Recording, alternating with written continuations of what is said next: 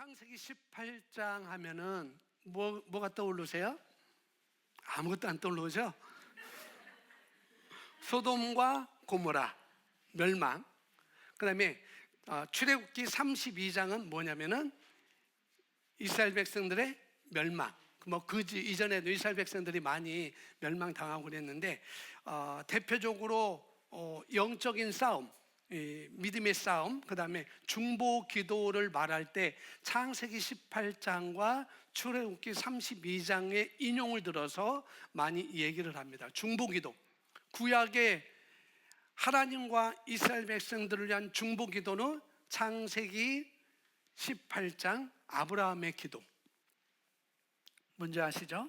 소돔과 고모라가 죄악으로 인해서 멸망당하게 될 때, 그때 소돔과 고모라에 누가 살고 있었어요? 아브라함의 조카 롯이 살고 있었어요. 그러니까 롯과 그 가족이 살고 있었을 때 하나님이 그 성을 멸하겠다라고 할 때 아브라함이 기도를 해요. 하나님, 그 두 성에 의인 50명만 있으면은 하나님 그래도 멸하실 거예요? 이게 하나님과 조우합니다. 아니, 내가 멸하지 않지. 50명이 있다면 내가 멸하지 않을게. 아브라함이 자신이 없었던 거예요. 그럼 40명의 의인이 있으면은 그러면은 소돔과 고모라 성을 그 유황불로 멸하지 않겠습니까? 그래, 의인 40명이면 좋지. 그래서 쭉쭉쭉쭉 내려가서 10명까지 내려가죠. 결국은 소돔과 고모라 성은 망하게 되고, 그 중보로 인하여서 롯의 가정은 구출을 받게 되는 과정에 롯의 아내는 뒤를 돌아본 거로 우리가 알고 있듯이 소금 기둥이 되어버리고, 이게 롯이 이렇게 가정이 구출되는 그런 과정이 창세기 18장. 거기서 아브라함의 중보 기도가 나와요. 의인이 몇 명 있다면은 멸하지 마세요. 안 멸할게. 의인 몇 명 있다면 멸하지 마세요. 멸망하지 않을게. 아브라함이 참 아쉬운 것은 왜 한 명까지 내려가지 않았을까? 롯이 의인이었었는데 10명까지 딱 하고 관둬버렸어요. 아마 자신이 없었던 것 같아요. 그냥 하나님께 염치도 없지, 어떻게 50에서 한 명까지 들어가냐, 아마 그런 생각이 있었지 모르겠지만은 그랬습니다. 그리고 출애굽기 이제 32장으로도 오면은 이제 모세가 하나님의 율법을 받기 위해서 시내산에 올라가요. 네, 시내산에 올라가 하루 만에 올라갔다 내려오면 괜찮은데 40일 동안 내려오지 않는 거예요. 여러분, 제가 아무런 말 없이 40일 동안 여러분 앞에 안 보인다. 그럼 여러분 어떻게 생각해요? 목사님 휴거 당했나? 목사님이 더 좋은 교회 가셨나? 목사님 뭐냐? 궁금해할 거 아니겠어요? 그리고 그러면 우리 시험복된 교회는 어떻게 할까? 다른 목사님 모셔야 될까? 그런 생각들이 있을 것입니다. 아마 이스라엘 백성도 또 그랬을 거예요. 모세가 40일 동안 안 보이자, 물론 시내산 하나님의 말씀을 받으러 시내산에 올라간다고 말했지만은 40일을 기다리지 못하고, 그때 이스라엘 백성들이 뭐예요? 여러분 목걸이, 여러분 반지, 여러분 귀걸이, 금이라는 금은 다 몰수해가지고 그것을 만들어서 금 송아지 우상을 만들어요.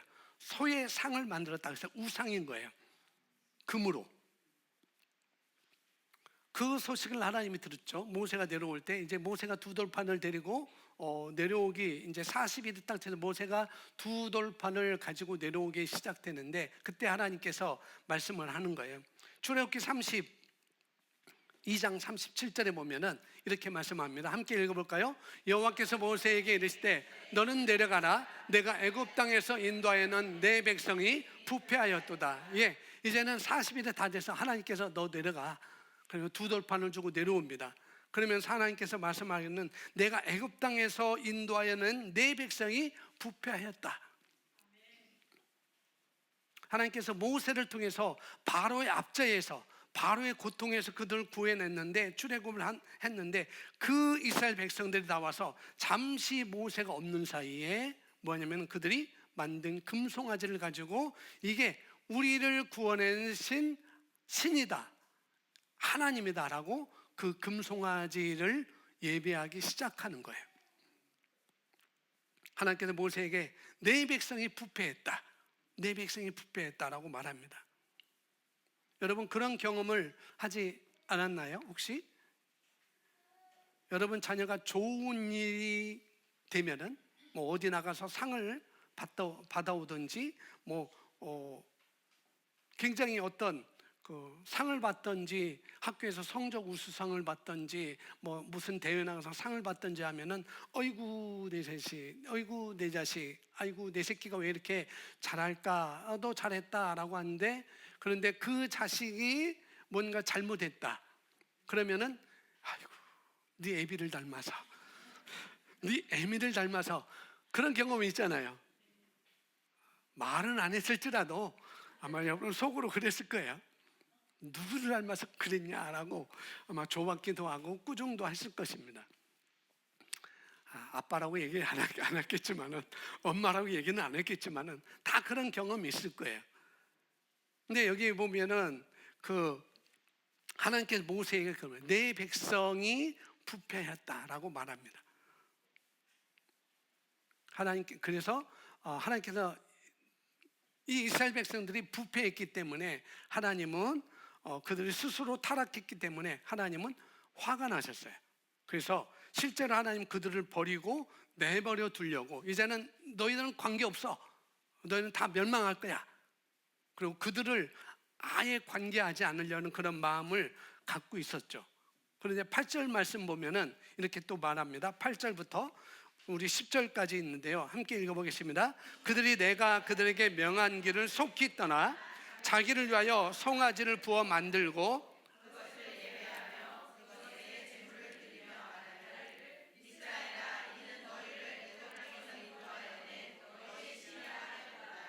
여호와께서 또 모세에게 이르시되 내가 이 백성을 보니 목이 뻣뻣한 백성이로다. 그런즉 내가 하는 대로 두라. 내가 그들에게 진노하여 그들을 진멸하고 너를 큰 나라가 되게 하리라. 아멘. 여기까지 보면은 이스라엘 백성들은 하나님께서 이 사람들에게 화가 나셨어요. 하나님께서 이스라엘 백성들에게. 그래서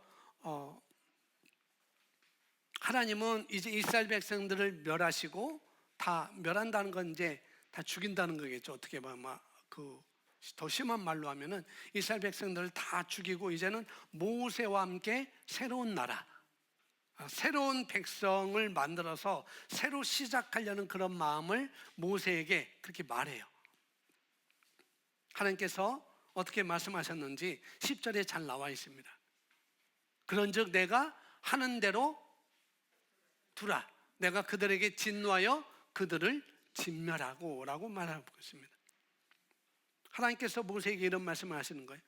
나를 방해하려고 하지 마. 내가 하는 대로 그냥 내비둬.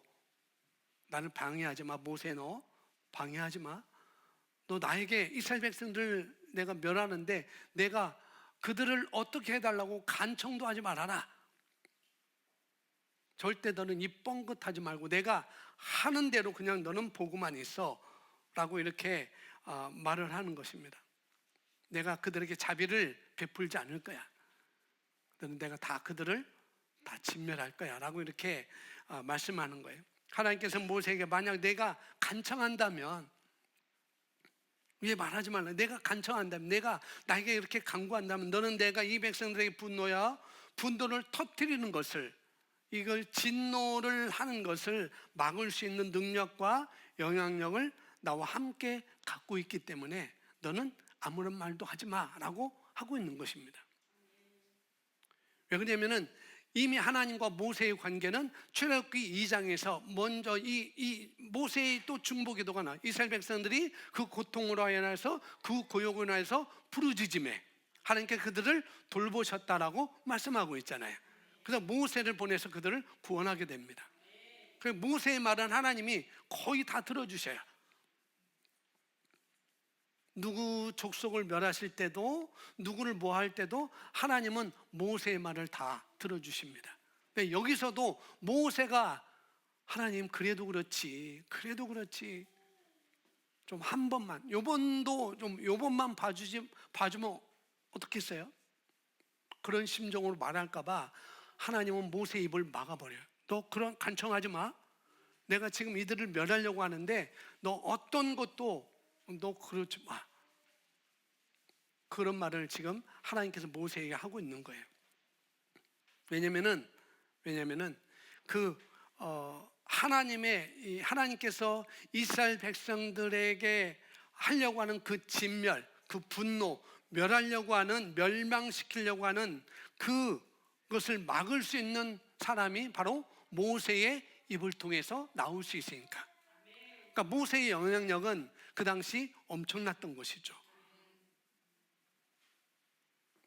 그것이 함께 있다는 걸 하나님께서 아시고 이제 모세에게 건들지 말라고, 간청하지 말라고, 또 그런 말 하지 말라고 그런 말씀을 하고 있는 것이죠. 전능하신 하나님이시죠. 거룩하신 하나님이셔야. 그런데 그 하나님이 인간에 의해서 움직인다는 것은 그것은 아주 매우 놀라운 일이죠. 거룩하신 분이 전지전능하신 여호와 하나님께서 인간의 말을 듣고 인간에 의해서 움직인다는 것은 매우 놀라운 일입니다. 그것은 소돔과 고모라를 멸하실 때 아브라함의 기도에서도 아까 말했듯이 잘 나와 있어요. 뭐냐면은 아브라함에게도 그렇고 여기 모세에게도 그렇고 하는 말씀은 그것은 우리가 권세와 능력이 있어서 뭐 그분보다도 더 크다는 뜻은 아니에요. 모세가 하나님보다도 더 능력이 있다 그런 뜻은 아닙니다. 그것은 우리에 대한 하나님의 그 큰 사랑 때문에 그런 거예요. 이스라엘 백성들을 위한 하나님의 그 큰 사랑, 또 우리를 위한 그 큰 사랑 때문에 우리가 어떤 말을 하면은 들으시는 하나님이라는 거죠. 거룩하신 분이, 전능하신 분이. 우리가 잘 알고 있듯 모세는 완전했을까요? 완전하지 못했을까요? 왜 완전하지 못했어요? 왜? 모세는 살인자였습니다. 살인하고 도망가서 광야에서 살던 사람이었어요. 자기 의로, 자기 힘으로 또 하나님의 뜻을 이루어 보려고 그 젊은 40세 나이에 사람을 쳐 죽이는 살인자가 됐던 것이죠. 그런데 그런 모세, 그래서 모세는 그렇게 실패했어요. 40세 때. 그러나 하나님께서는 우리를 매우 사랑하심으로 그분의 마음에 합한 누군가를 찾으시면 그분은 그 사람을 존중해 주신다는 거예요. 모세는 살인자였어요. 모세는 자기 의로 뭔가를 해보려고 했어요. 하나님보다도. 그리고 모세는 뭐예요? 실패자였습니다. 그러나 하나님께서는 사람을 사랑하시기 때문에 그분의 마음에 합한 누군가를 찾으시면 하나님은 그 사람을 존중하신다는 거예요. 비록 모세가 살인자였고 모세가 실패자였지만은 이제는 모세는 마음에 합한 자다. 그런 마음을 갖게 되니까 이제 모세를 들어 쓰시는 것이죠. 그렇게 함으로써 하나님 안에 있는 권세와 능력을 그 사람에게 주시는 것입니다.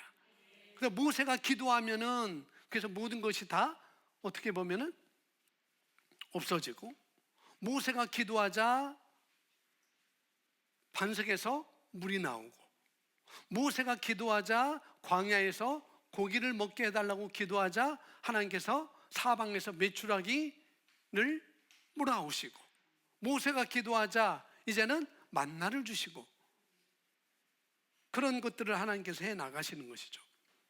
그렇게 하면 하나님 안에 있는 권세와 능력을 그 사람에게 주시는 것입니다. 그 사람이 어떻게 말하면은 하나님이 들으시는 것, 그게 하나님의 은혜라는 것이죠. 근데 32장 11절에 보면은 11절 함께 읽어볼까요? 모세가 시작.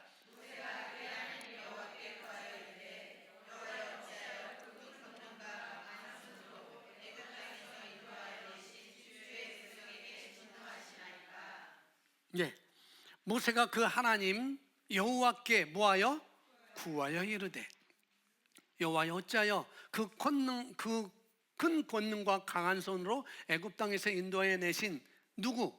주의 백성에게 진노하시나이까. 하나님은 처음에 뭐라 했어요? 내 백성이 부패했다라고 말하고 있는데, 이제 모세는 이제 그 백성을 누구한테?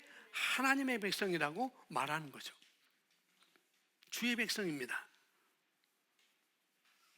내 백성이 부패해서 그래서 내 백성을 내가 진멸할 거야. 그런데 이제 모세는 그들을 하나님의 백성이라고 이렇게 말하죠. 모세는 하나님, 이들은 하나님의 백성이에요. 이들은 주의 백성입니다 라고 말해요. 비록 이들을 이끌어가는, 하나님께서 약속한 그 가나안 땅으로 이끌어가는 그 과정에 나를 지도자로, 그들을 맡은 자로서 나를 세우셨지만은, 그러나 이들은 나의 백성이자 곧 하나님의 백성인 것입니다. 그렇게 모세는 말하는 거예요. 하나님께서 그들을 그래서 구원하신 분입니다. 그들은 주의 백성입니다 라고 말하면서 하나님께 도로 그분의 뜻을 거두게 합니다. 하나님의 뜻은 애초에 뭐였었어요? 이스라엘 백성들을 뭐한다? 멸망시키겠다. 다 죽여버리겠다. 다 쓸어버리겠다. 그리고 새로운 시대와 새로운 나라를 새로운 사람들로 이끌어가겠다라고 했던 것이 바로 하나님의 뜻이었습니다. 그런데 모세가 간청을 하죠. 하나님께 기도합니다. 그러지 마세요. 그러지 마세요. 어찌 그 큰 강한 손으로 애굽 땅에서 인도해 내신 주의 백성을 진노하시나이까. 그러면서 하나님의 그 이스라엘 백성을 쓸어버린다는 그 하나님의 뜻을 거두게 합니다. 그래서 12절부터 나오거든요. 12절부터 13절까지 길지만 우리 함께 있습니다. 어찌하여 시작. 어찌하여 애굽 사람들이 이기를 여호와께서 산에서 죽이고 지면에서 진멸하는 악한 의도로 인도해 내었다고 말하게 하시려 하나이까. 주의 맹렬한 노를 그치시고 뜻을 돌이키사 주의 백성에게 이 화를 내리지 마옵소서. 13절.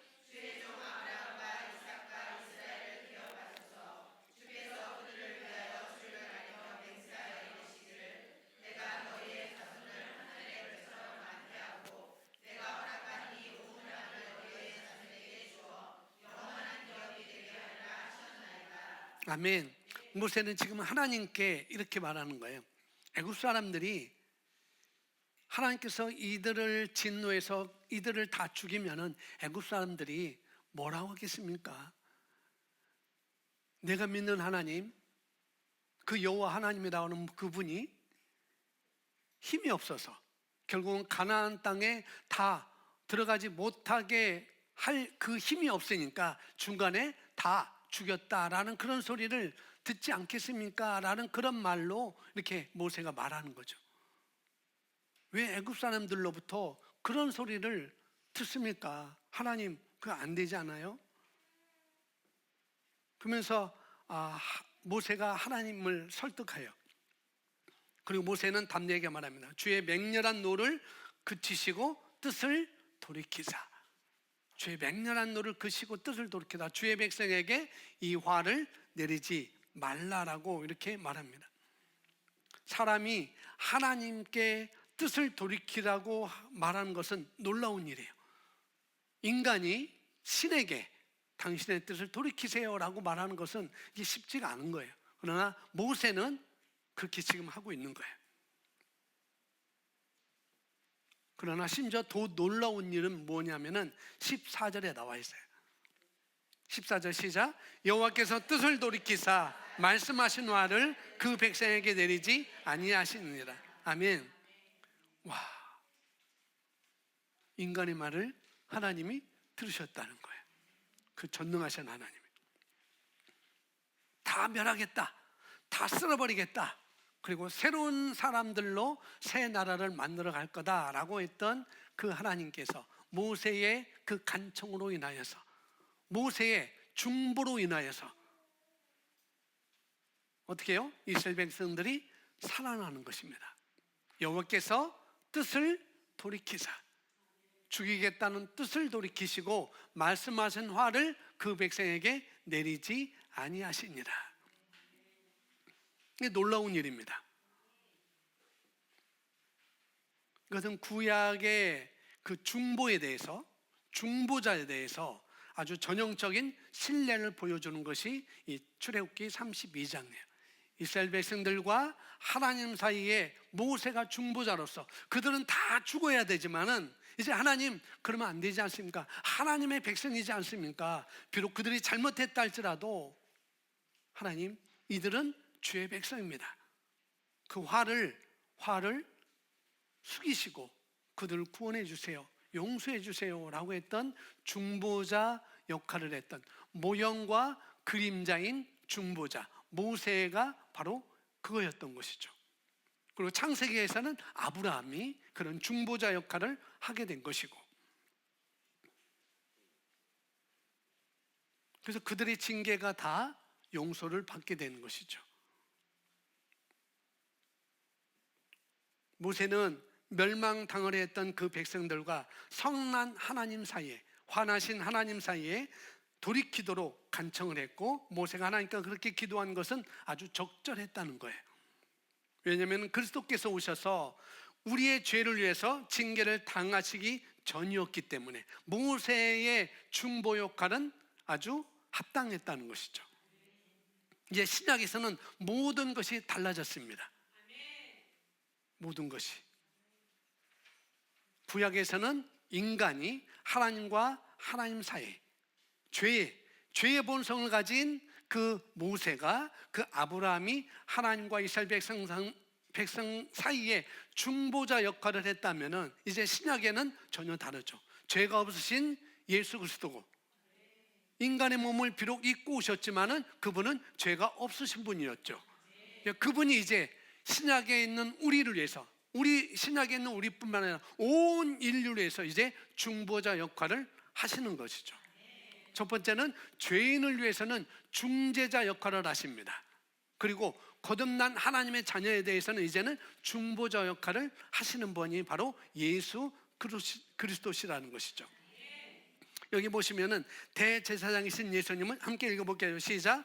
대제사장이신 예수님은 자신의 피를 가지고 지성소로 들어가셔서 세상 사람에게 요구되었던 공의의 요구를 만족시켰습니다.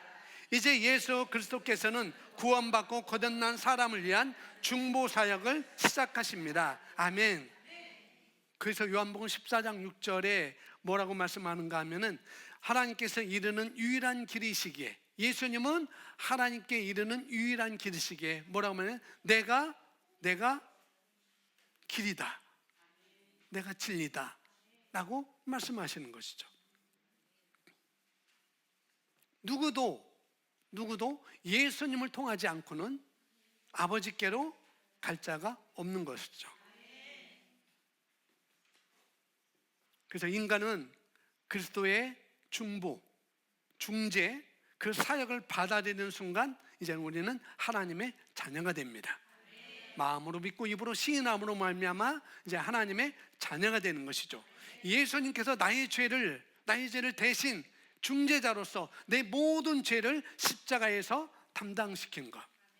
여호와께서는 우리 무대의 모든 죄를 그에게 담당시키셨도다. 그 중재자 역할을 하심으로 말미암아 그것을 마음으로 믿고 입으로 시인하는 그 사람들은 이제 하나님의 자녀가 되는 거예요. 그 자녀들에게 이제는 어떻게 해요? 이제는 중재자 역할이 아니라 이제는 중보자 역할을 하는 것입니다. 하나님과 우리 사이에 중보자 역할을 하는 거예요. 그래서 예수님은 중보자가 되셔서 모든 종류의 중보를 다 마치셨습니다. 자, 디모데전서 2장 5절 말씀인데요, 함께 읽습니다. 하나님은 한 분이시요 하나님과 사람 사이에 중보자도 한 분이시니 그 사람이신 그리스도 예수라. 아멘. 예수님은 죄인을 위해서는 중재자이셨습니다. 근데 그리스도인을 위해서는, 거듭난 우리를 위해서는 이제는 중보자이십니다. 새 언약에서는 예수님께서는 우리와 하나님 사이에 서 있는 중보자가 되셨다는 거예요. 하나님은 그냥 하늘로 쏙 승천하신 게 아니라 지금도 하늘 보좌 우편에서 우리를 위해서 중보를 하고 계시는 분이라는 거예요. 하나님께서는 거룩하시지만 사람은 그렇지 않았죠. 그죠? 그래서 에베소서 2장 3절에는 그렇게 말합니다. 우리는 본질상 진노의 자녀였다라고 말하고 있죠. 하나님과 사람 사이에 중보자가 그래서 있어야 했습니다. 하나님 더 이상 죄로 인하여서 우리에게 화를 내리지 않으셔요.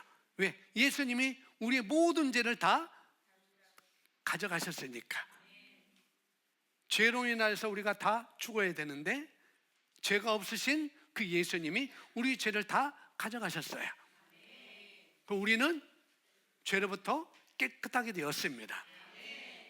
그래서 우리 하나님은 우리를 보고 화내지 않으신다는 거예요. 이게 하나님의 은혜입니다. 하나님은 더 이상 죄로 인하여서 우리에게 화내지 않으신다는 것. 하나님의 아들이신 예수 그리스도께서 우리 죄를 대신해서 하나님의 진노를 다 짊어지셨어요. 그것이 하나님께서 우리에게 화내지 않으시며 기분 나빠하지 않으시는 이유인 거예요. 유일한 것. 그래서 우리는 은혜로 구원받았습니다. 에베소서 본질상 진노의 자녀였지만은 하나님의 그 은혜로 인하여서 우리는 구원을 받았다라고 이렇게 말씀을 5절 6절에서 하고 있습니다. 그래서 저와 여러분은 은혜로 구원받았습니다. 예수님의 중재로 인하여서. 히브리서 4장 14절 말씀 또 읽어볼까요? 그러므로 시작.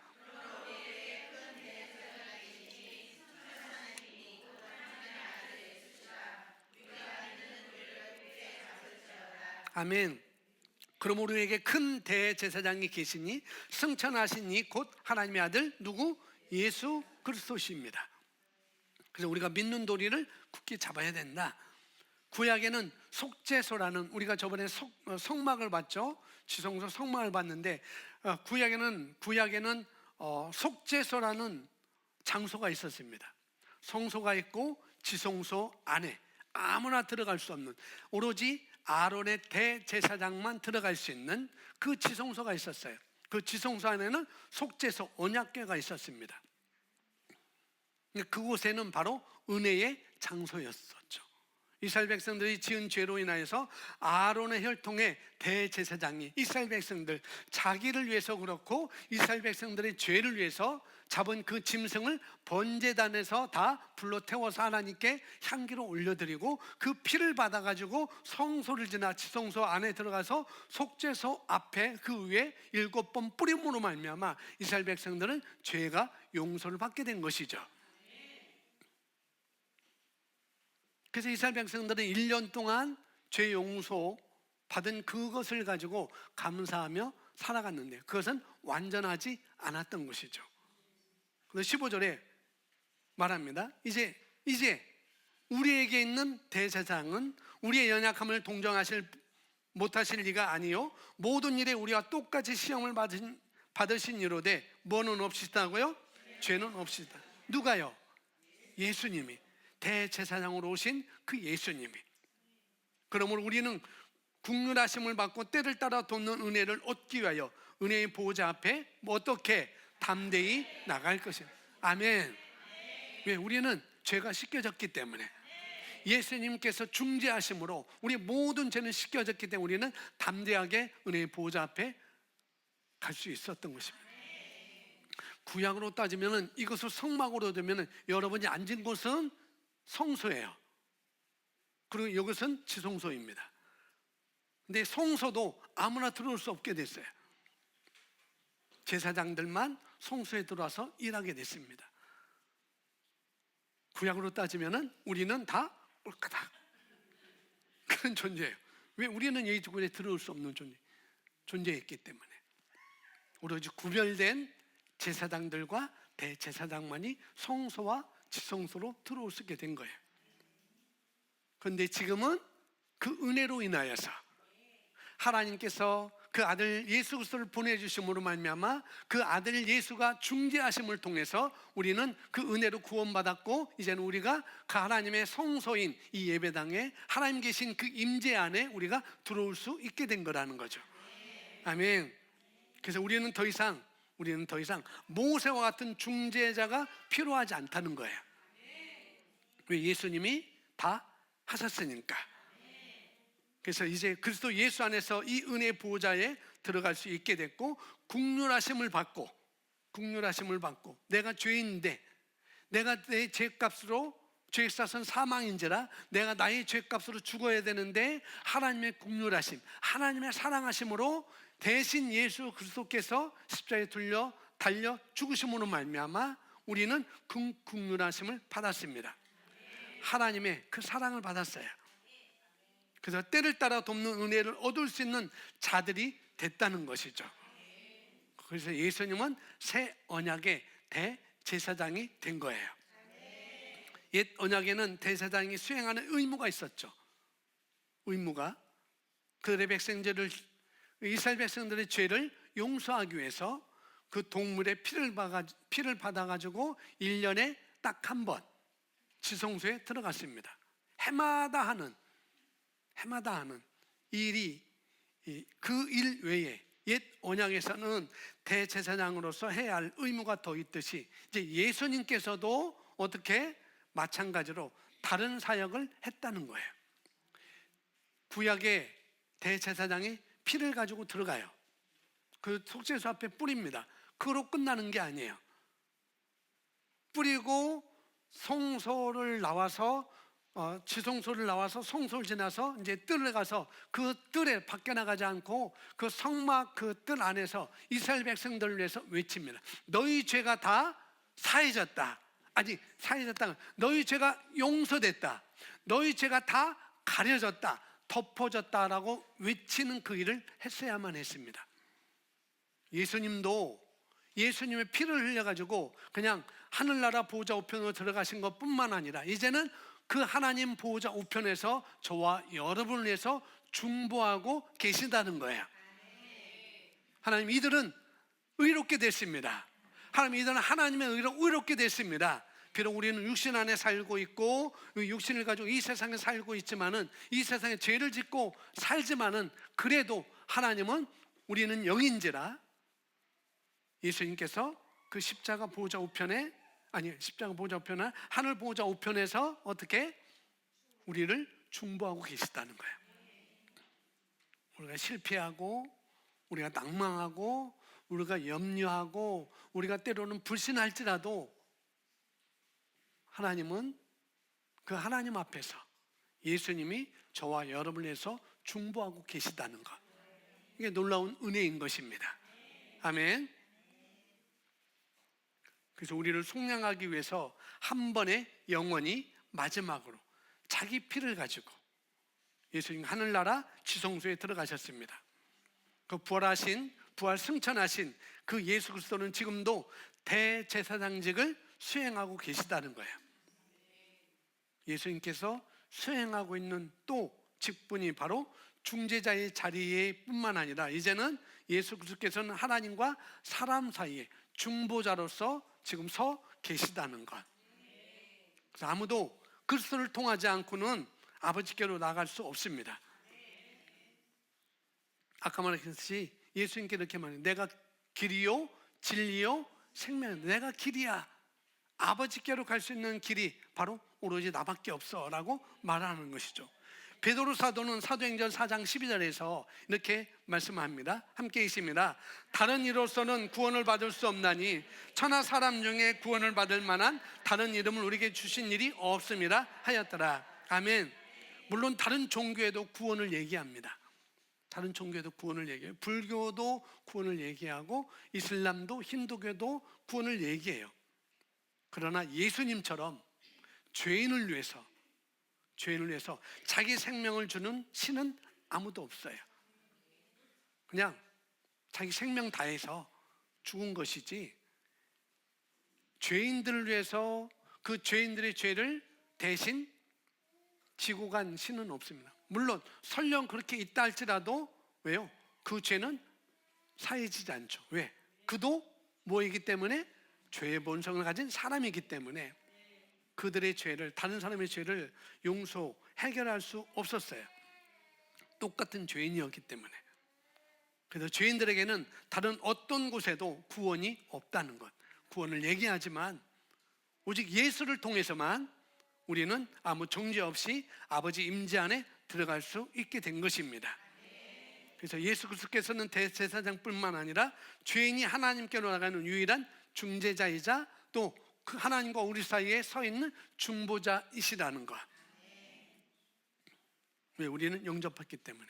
그래서 히브리서 7장 25절에 이렇게 말씀하고 있습니다.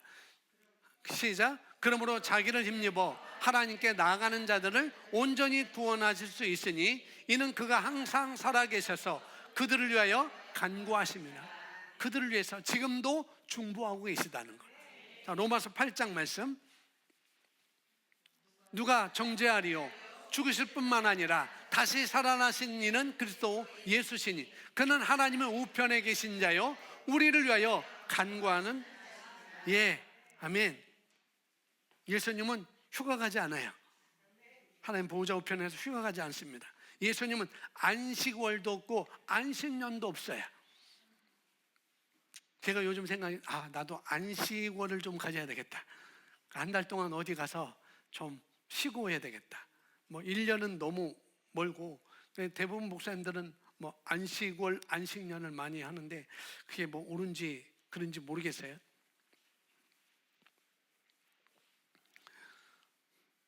근데 예수님은 안식월을 갖지도 않아요. 예수님은 안식년을 갖지도 않아요. 예수님은 여전히 하나님 보호자 우편에 계셔서 여전히 그분의 일을 소홀히 하지 않습니다. 여전히 지금도 여전히 나의 죄를 위해서, 여전히 진 나의 죄를 위해서 그 하나님 우편에서 나를 위해서 중보하고 계신다는 것. 하나님, 아버지, 제가요 제 일주일 또 죄를 지은 저 김기현을 위해서 내가 십자가에 못 박혀 죽였습니다. 모든 죄를 깨끗하게 했습니다. 그래서 하나님은 그를 죄의 대가를 그에게 물을 수 없어요 라고 지금도 여전히 중보하고 계시는 분이라는 거예요. 너무나 감사하죠. 너무나 감사한 거예요. 그래서 예수님 외에 아무도 대제사장과 중재자 내지는 아버지와 함께하는 중보자로서 행동할 수 없는 것이죠. 여기 써놨습니다. 중보라고 했는데 중보라고 번역된 단어는 왕에게 나아간다는 뜻입니다. 그러면 이 구절은 그리스도께서 다른 사람들을 대신해서 하나님의 임재를 구하신다는 그런 뜻도 있어요. 주님은, 우리 예수 그리스도는 살아나신 이래로 우리를 위해서 하나님께서 들으시도록 우리를 대신해서 중보하고 계십니다. 그것을 통해서 나가면은 우리는 하나님의 주의를 끄는 것이 보장되어 있어요. 하나님의 아들을 통하지 않고는, 예수 그리스도를 통하지 않고는 우리는 하나님께로 가까이 나갈 수 없는 것입니다. 그래서 우리 기도조차도 무슨 이름으로? 석가모니 이름으로? 알라 이름으로? 아니에요. 김기현 이름으로? 아니에요. 예수 이름으로 우리가 기도 드리는 것입니다. 그래서 그분으로만 하나님께 가까이 다가갈 수 있고 그분으로만 우리는 응답받을 수 있는 거라는 거죠. 우리는 예수의 피를 힘입어 하나님께로 나아갈 수 있게 됐습니다. 너무나 많은 사람들이 다른 것을 근거로 해서 자기들의 기도, 자기들의 선행, 자기들의 의를로 하나님께 응답되려고 하는 경우가 많이 있습니다. 물론 우리는 선행을 해야 돼요. 그죠? 여러분, 선행을 왜 대답 없으세요? 우리가 좋은 일을 해야 된다니까요. 또 우리가 바른 일을 우리가 해야 됩니다. 그러나 그것으로 우리가 그렇게 할 때 하나님 또 보상해 주시죠. 우리가 선한, 왜? 냉수, 온수 한 잔도 하나님께서 잊지 않고 갚아주신다고 그랬으니까 우리의 선행은 합당해요. 해야 돼요. 그러나 이 선행으로 인하여서 하나님께 나아가는 것은 그렇게 옳지 않다는 거죠. 하나님, 내가 이렇게 선한 일을 했으니까, 하나님 내가 이렇게 구제했으니까 하나님 내 기도 응답을 들어주세요 라고 말할 수 있는 게 아니라는 거예요. 오로지 예수의 이름으로, 아멘, 그렇게 나아갈 수 있는 거예요. 만약 우리가 우리의 선행으로, 우리의 의로, 우리의 어떤 행위로 하나님께 나아갈 수 있다고 한다면 예수님이 이 땅에 오실 필요가 없었던 것이죠. 그렇게 할 수 없기에 예수님이 이 땅에 오신 것입니다. 그래서 우리는 예수님에 의해서만 하나님께로 갈 수 있습니다. 또 헬라어로 이 중보라는 단어는 또 다른 말로 변호한다는 그런 뜻도 있습니다. 그분은 살아서 우리를 위해서 변호를 하고 계시다는 것. 중보, 변호 똑같은 그런 의미입니다. 자, 히브리서 4장 16절 말씀 시작. 그러므로 우리는 긍휼하심을 받고 때를 따라 돕는 은혜를 얻기 위하여 하나님 보호자 앞에 담대히 나갈 것이니라. 아멘. 우리는 예수님이 하신 일로 말미암아 하나님의 긍휼하심을 받고 어떻게 은혜의 보호자로 담대하게 나갈 수 있어요. 7장 25절 아까 읽었지만 다시 한번 있습니다. 그러므로 자기를 힘입어 하나님께 나아가는 자들은 온전히 구원하실 수 있으니 이는 그가 항상 살아계셔서 그들을 위하여 간구하십니다. 아멘. 그분은 부활하셔서 항상 살아계셔서 저와 여러분을 위해서 중보하고 계시다는 것. 그냥 그리스어로 여기 온전히 구원하실 수 있으니 라고 할 때 이 구원이라는 단어가 그리스어로 헬라어로 소조라는 그런 의미입니다. 소조. 그래서 이 단어는 신약성경에서 병을 고치다, 또 온전케 하다 그런 의미도 다 포함되어 있어요. 소조라는 구원이라는 단어가.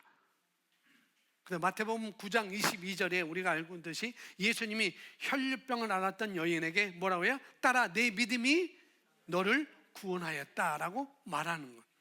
그렇게 말할 때 그 단어가 바로 여기 소저라는 구원이라는 온전케 됐다는 그런 말인 것이죠. 누가복음에서 10명의 문둥병자가 예수님께 나와서 고쳐달라고 하죠. 그때 예수님 뭐라고 해요? 가서 제사장에게 뭐래요? 보여라. 그런데 9명은 어디로 갔고 그냥 갔고 돌아온 사람은 누구예요? 1명. 가다가 자기가 나은 것을 보고 돌아왔어요. 그 자를 위해서 어떻게 해요? 예수님 뭐라요? 너는 구원받았다라고 말하는 거죠. 구원이라는 그 소저는 병을 고치다, 또 하나는 온전케 되다는 그런 뜻입니다. 여러분 한번 문둥병 걸려보실래요? 지금은 뭐 그게 걸릴 수가 없죠. 근데 성경에 보면 문둥병 걸린 사람들은 성경도 그렇고 우리나라 지금 저기 어디도 있잖아요. 소록도도 있는데 저도 가봤는데 가보면 그들이 코가 없어지고 손가락이 없어지고 발가락이 없어지고 그럽니다. 다 잘라져서 다 없어지죠. 근데 9명이 그런 병이 걸렸던 거예요. 그런 전염병이 걸렸던 거예요.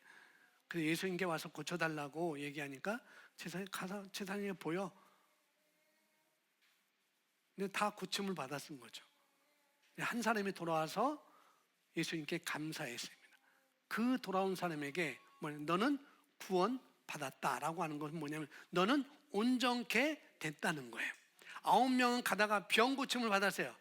이제 전염병은 사라졌습니다. 그러나 온전케 되지는 못했던 것이죠. 손가락이 잘라진 것, 한 사람은 제가 생각하기에는 그 사람은 온전케 됐다는 것. 5 손가락 다 있도록 온전케 됐다는 것. 그런 의미가 바로 구원 소조라는 거예요. 그러니까 한 사람은 다 온전케 됐습니다. 코가 없어졌다면 코가 생겼고 예쁜 코, 손가락이 잘라졌다면 손가락이 없어졌다면 그 손가락이 생긴 것, 그렇게 온전케 된 것, 바로 그거라는 것이죠. 예수님은 사람들을 온전히 치유하십니다. 예수님은 자기를 힘입어 하나님께 나아가는 자들을 온전케 하셔야, 그게 하나님의 은혜입니다. 하나님은 자기를 찾는 자들에게 고쳐주시고 또 온전케 하십니다. 그리고 자비를 베푸시는 하나님이라는 것. 우리는 사람들에게 자비가 부족해요. 그죠? 사람들에게 자비가 부족해요. 내가 손해볼 것 같으면 자비를 베풀기보다도 중단해버려요. 그게 우리 육신적인 사람들입니다. 사람들은 항상 자비를 베풀지 않을지라도 하나님은 항상 자비를 베푸시는 분이라는 거예요. 그래서 야고보 사도는 이렇게 말합니다. 제가 성경 안 썼어요. 너희 중에 병든 자가 있느냐? 그는 교회의 장로들을 청할 것이요, 그들은 주의 이름으로 기름을 바르며 그를 위하여 기도할지니라. 믿음의 기도는 병든 자를 구원하리니 주께서 그를 일으키리라. 혹시 죄를 범하였을지라도 사하심을 받으리라라고 말씀합니다. 근데 우리는 결코 그렇게 하지 않을 거야. 내가 그런 처지에 있었다면 나는 결코 그런 죄를 짓지 않았을 거야 라고 쉽게 말할 수 있어요. 그렇지만 우리도 그런 처지에 있었다면 그와 같은 행동을 했을지도 모릅니다. 그러므로 사람을 비판하는 대신에 그를 위해서 기도하는 게 신상에 좋다는 거죠. 예수님께서는 그들을 위해서 기도하셨어요. 그분은 살아계셔서 자기를 힘입어 하나님께로 나오는 자들에게 온전히 고칠 수 있는 그런 축복을, 은혜를 주셨습니다. 그래서 우리는 다른 길로 하나님께 나갈 수 없어요. 구원을 받거나 병 고침을 받거나 온전케 되거나 성령 세례를 받거나 또 물질적인 필요가 채워지거나 기도에 응답받는 데는 예수님만이 길인 것이에요. 여러분, 왜 하나님의 자녀가 자신을 위해서 중보해 줄 누군가가 필요할까요? 그는 로마서 12장 2절 말씀 때문에 그렇습니다. 왜 내가 구원받았는데도 왜 나를 위해서 중보해 줄 누군가가 필요할까? 그 예수님이 필요할까? 로마서 12장 2절, PPT는 없고 여러분 주보에 있을 것입니다. 여러분 유인물에 함께 읽어보겠습니다. 흠정역 성경으로 제가 써놨는데 함께 있습니다. 시작. 너희는 이 세상에 동화되지 말고 오직 너희 생각을 새롭게 함으로 변화를 받아 하나님이 그 선하시고 받으실 만하며 온전한 뜻이 무엇인지 입증하도록 하라. 아멘. 새로운 탄생을 통해서 우리의 영이 하나님의 생명을 받게 됐죠. 그런 다음에 필요한 것은 우리 마음이 이제는 새로워지는 것입니다. 우리 영은 새로워질 필요가 없어요. 왜? 우리는 영이고 혼을 가지고 있고 우리 몸 안에 살고 있는 진짜 나는 영입니다. 우리 영은 어떻게 될 필요 없어요. 우리 마음이 새롭게 되는 것이죠. 마인드. 그래서 우리는 거듭나기 전에는 사탄을 따랐습니다. 사탄의 지배를 받는 그런 마음이었던 거죠. 우리 영이 하나님의 생명을 받는 지금 우리 마음이 새롭게 되어야 우리는 하나님의 자녀로서 우리 특권과 권리를 알게 되는 거예요. 내 마음이 새롭게 돼야 내게 주신 그 하나님의 특권과 그 권리를 우리가 알 수 있는 것이죠. 그래서 우리 마음이 새롭게 되어야 함을 에베소서 4장 22절 24절까지 말씀해 주고 있는데 여러분 나중에 보시면 되겠습니다. 이전 행실에 관하여는 너희가 속이는 것으로 가득한 욕심들에 따라 부패한 옛사람을 벗어버릴 것을 가르침을 받았으니 너희 생각의 영 속에서 새롭게 되라. 너희 생각의 영, 여기는 마음을 말하고 있습니다. 또 너희가 하나님을 따라 의와 참된 거룩함으로 창조된 새 사람을 입을 것을 가르침을 받았다라고 말씀하고 있습니다.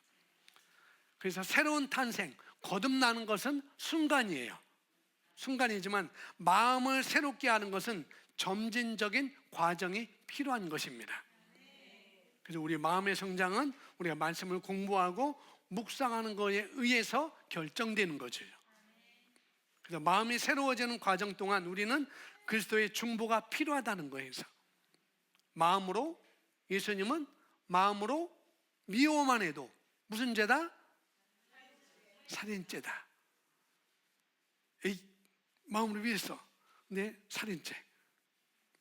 마음으로 여자 내지 남자를 품고만 해도 무슨 죄? 간음죄다 라고 말씀했어요.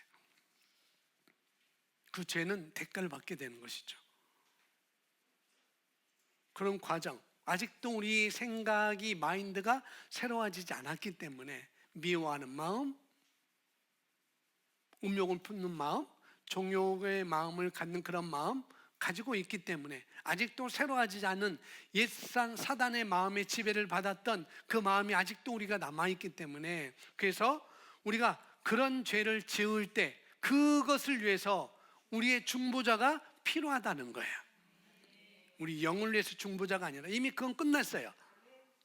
이제 우리 혼을 위해서, 우리 마음의 생각을 위해서 중보자가, 마음으로 잘못된 그런 일들을 위해서 이제는 중보자가 필요하다는 것이죠.